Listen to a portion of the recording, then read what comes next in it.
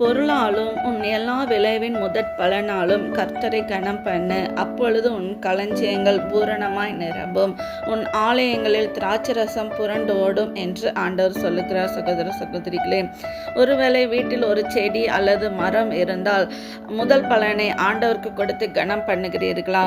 ஒருவேளை நீங்கள் வியாபாரம் செய்யலாம், அதில் முதல் பலனை ஆண்டவருக்கு கொடுத்து கனம் பண்ணுகிறீர்களா?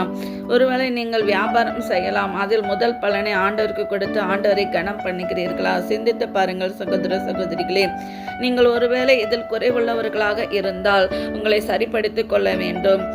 பைபிளில் எலியா என்ற ஒரு தீர்க்கதரிசி சாரிபாத் என்ற விதவியின் வீட்டிற்கு வந்தார். அப்பொழுது அவள் வீட்டில் கொஞ்சம் எண்ணெய் மட்டுமே இருந்தது, சாப்பிட வேறு எதுவும் இல்லை, ஏனென்றால் அப்பொழுது பஞ்சம் காணப்பட்டது.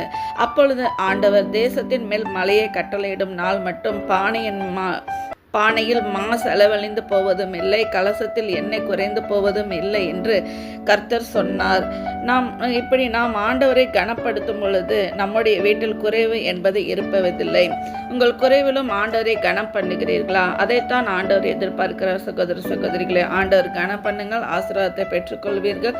மனம் திரும்புங்கள். நன்றி. ஆமென்.